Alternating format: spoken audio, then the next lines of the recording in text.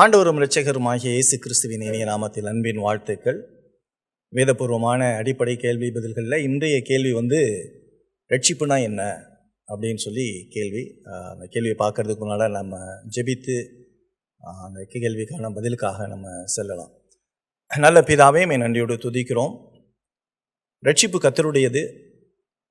இதில் திரித்துவ ஏக தேவன் செயல்பட்டு இருக்கிறீர். பிதாவே, குமாரன் மூலமாய் பரிசுத்த ஆவியானுடைய உதவியோடு எங்களுக்கு புரிந்து கொள்ள உதவி செய்யும். இயேசு கிறிஸ்துவின் நாமத்தில் ஜெபிக்கிறோம் பிதாவே, ஆமென். இன்றைய நாட்களில் அடிக்கடி கேட்கக்கூடிய ஒரு கேள்வி என்ன அப்படின்னு சொல்லி பார்த்தீங்கன்னா, ரட்சிப்புனா என்னன்னு சொல்லி அநேகர் கேள்வி கேட்டுட்ருக்கிறாங்க. அநேகர் பலவிதமான பதில்களை சொல்லிகிட்டு இருக்கிறாங்க. ரட்சிப்பு அப்படின்னு சொல்கிறப்ப ரொம்ப அடிப்படையான ஒரு பதில் என்னன்னா, காப்பாற்றப்படுதல். யாரை காப்பாற்றுவாங்க? ஆபத்தில் உள்ளவங்கள காப்பாற்றுவாங்க.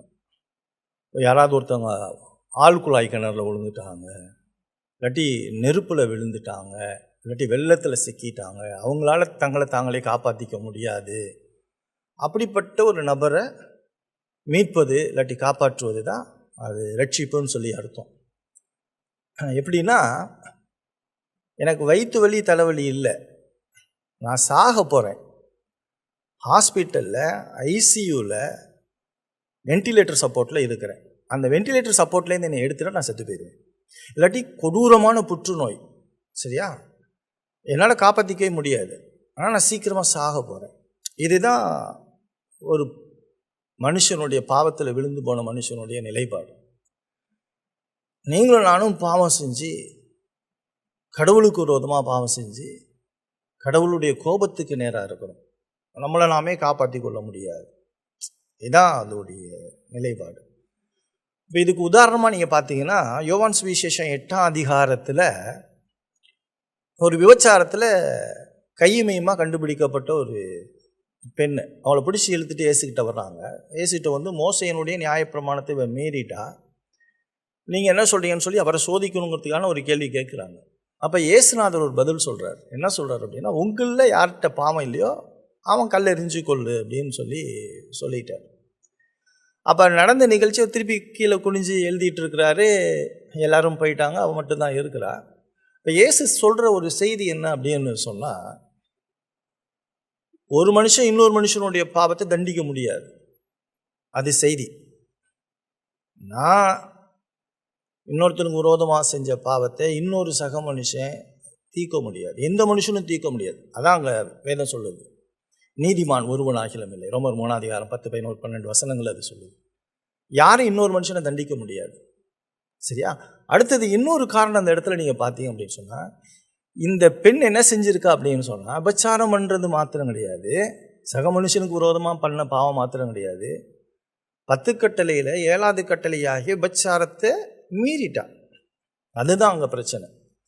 அப்படின்னா என்ன அப்படின்னு சொன்னால், தேவ நீதியை மீறிட்டான், தேவனுடைய கட்டளையை மீறிட்டான். அதாவது என்ன அப்படின்னு சொன்னால், இந்த கட்டளைகள் கடவுளால் கொடுக்கப்பட்டுச்சு, பரிசுத்த தேவனால் கொடுக்கப்பட்டுச்சு, நீதி உள்ள தேவனால் கொடுக்கப்பட்டுச்சு. இதை மீறினா மரணங்கிற ஒரு செய்தியோடு கொடுக்கப்பட்டுச்சு, சரியா. இப்போ பாவங்கிறது சக மனுஷனுக்கு இடையேயான பாவமாக இருந்தாலும், பாவம் கடவுளுடைய நீதிக்கு எதிரானது. அப்படின்னா நீதினா என்னன்னா, முடிவற்ற நித்திய மாறாத தேவனுடைய நீதிக்கும் பரிசுத்தத்துக்கும் எதிராக நான் பாவம் செஞ்சுருக்கிறேன். அதுதான் அங்கே செய்தி. இப்போ பாவம்னா நம்ம எல்லோரும் என்ன சக மனுஷனுக்கு விரோதமாக செய்கிறத பாவம் நினச்சிட்டு இருக்கிறோம். இல்லை, அதையும் கடந்து திரித்துவ ஏக தேவனுக்கு விரோதமாக நான் பாவம் செஞ்சுருக்கேன். பாவங்கிறது அதுதான். பாவத்தை நீங்கள் அப்படி பார்த்துருக்கீங்களா? அப்போ பாவத்துக்கு தண்டனை எப்படி இருக்கும்? முடிவற்ற நித்திய மாறாத நீதி உள்ள தேவனுடைய கோபத்துக்கு நேராக இருக்கிறோம். இந்த ரோமருக்கு எழுதுகிற நிருபத்தில் தான் நம்ம பார்க்குறோம். என்னன்னா, தேவ கோபம் வானத்திலிருந்து வெளிப்படுத்தப்பட்டு இருக்கிறது. ஏன்னா சத்தியத்தை அநியாயத்தினால அடக்கி வைக்கிற மனுஷன், உண்மை தெரிஞ்சும் கடவுளை வணங்காதவன், இவன் சத்தியத்துக்கு விரோதமானவன். இப்போ இங்கே ரொம்ப முக்கியமான ஒரு காரியம் என்ன அப்படின்னா, என் மேலே கோபம் எப்படி இருக்குது அப்படின்னு சொன்னால், முடிவற்ற நித்திய மாறாத தேவ கோபம் என் மேலே இருக்குது. இந்த கோபத்தை இந்த உலகத்தில் எந்த மனுஷனாலும் எடுத்து போடவே முடியாது, வாய்ப்பே கிடையாது, யாராலையும் எடுத்து போட முடியாது. அதனால தான் நீங்கள் பார்த்தீங்க அப்படின்னு சொன்னால் பழைய ஏற்பாடு முழுசும் பதிலால் மரணத்தை சொல்லிக்கிட்டே வரும். அந்த பதிலால் மரணம்னா உன் பாவத்தை உன்னால் நீ போக்கிக்க முடியாது. ஏன்னா மனுஷனிடத்தில் எந்த விதமான நல்லது கிடையாது. மனுஷன் முழுசும் பாவத்தில் செத்து போனவனால தன்னை உயிர்ப்பித்து கொள்ள முடியாது. அவனுக்கு பாவம்னா என்னன்னு தெரியணும். அப்போ பாவம்னா என்னன்னு தெரியணும் அப்படின்னு சொன்னால் அவன் சுவிசேஷத்தை கேட்கணும். அந்த சுவிசேஷம் அவனுக்கு புரியணும்னா அவனுக்கு பரிசுத்த ஆவியானவர் வேணும், வேதம் வேணும், அதில் வேதத்தில் கிறிஸ்து வேணும். அந்த இடத்துல கிறிஸ்து யார்? அந்த பாவத்தை போக்கக்கூடியவர் தான் அந்த சுவிசேஷம், அந்த வேதம் முழுசும். அவர் யார் அப்படின்னு சொன்னால் இந்த பாவத்தை போக்கக்கூடிய நித்தியகுமாரன், இந்த பாவத்தை போக்கக்கூடிய நித்தியகுமாரன். இப்போ பாருங்களேன், இப்போ என் பையன் எனக்கு விரோதமாக நான் பாவம் செஞ்சுட்டா என் பையனை வீட்டை விட்டு வெளியே போயிருப்பா அப்படின்னு சொல்லிடுவேன் நான். அவ்வளோதான். அதான் நான் கொடுக்கக்கூடிய அந்த மேக்சிமம் தண்டனை. இப்போ ஸ்கூலில் ரொம்ப மோசமான ஒரு தப்பு பண்ணிட்டா ஸ்கூலில் இந்த டிசி கொடுத்து வெளியே அனுப்ப முடியும், அவ்வளோதான் செய்ய முடியும். ஒரு ஆஃபீஸில் திருடிட்டினா இதான் செய்ய முடியும். ஆனால் இங்கே பாவம் அப்படி இல்லை. நான் பாவம் எப்படி அப்படின்னு சொன்னால், ஆனால் சக மனுஷனுக்கு விரோதமாக மட்டும் இல்லை, அந்த கட்டளையை கொடுத்த முடிவற்ற நித்தியம் மாறாத தேவனுடைய நீதிக்கு எதிரானது. ஆகவே இந்த பாவம் எந்த மனுஷனாலையும் சரி செய்யப்பட முடியாது. ஆகவே பதிலால் மரணம் தேவை. அந்த பதிலால் யாருன்னா நித்திய குமாரனாகிய இயேசு கிறிஸ்து. அவர் தான் பாவத்தை போக்க முடியும், வேற யாராலையும் பாவத்தை போக்கவே முடியாது. நித்திய குமாரன் தான் நித்திய தண்டனையை எடுக்க முடியும். என் மேலே நித்திய தண்டனை இருக்கு. நான் செத்து போனா மரணம் மாத்திரம் கிடையாது, நம்ம மரணத்தை தான் பார்க்குறோம். நித்திய அழிவு, நரகத்துக்கு போயிடுவோம். நீங்கள் இங்கே இருக்கிற, நீங்கள் கேட்டுக்கொண்டு இருக்கிற நீங்கள் நித்திய தேவனுடைய நித்திய கோபத்துக்கு நேராக இருக்கீங்க. மரிச்சா அடுத்த நிமிஷம் நரகத்தில் தான் இருப்பீங்க. உங்கள் பாவத்தை சக மனுஷனாலேயோ எந்த நற்கிரியையினாலேயோ ஒரு பொழுதும் அதை எடுத்து போட முடியாது. அது எடுத்து போடணும்னா ஒரே ஒரு வழி தான், அது தேவனை ஏற்படுத்தின ஒரே வழி தான். அந்த ஒரே வழி யார் அப்படின்னு சொன்னால் நித்திய குமாரன், அவர் ஆண்டவராகிய இயேசு கிறிஸ்து. அவர் இல்லாமல் ரட்சிப்பில்லை. அதனால தான் அவர் சொல்கிறார் அப்போஸ்தலர் 4:12, அவராலே அன்றி வேறு ஒருவராலும் ரட்சிப்பில்லை, நாம் ரட்சிக்கப்படும்படி வானத்தின் கீழுங்கும் மனுஷர்களுக்குள்ளே அவருடைய நாமமே அல்லாமல் வேறொரு நாமம் கட்டளையிடப்படவில்லை. அப்போ இந்த நித்தியகுமாரனாகிய இயேசு கிறிஸ்து இந்த மனுஷனாக நியாயப்பிரமாணத்தை பரிபூர்ணமாக கை கொண்டு நான் மரிக்க வேண்டிய இடத்துல அவர் எனக்கு பதிலாளாக மரித்து என் மேலே இருந்த நித்திய கோபத்தை எடுத்து எனக்கு நித்திய ஜீவனை கொடுத்திருக்கிறார்.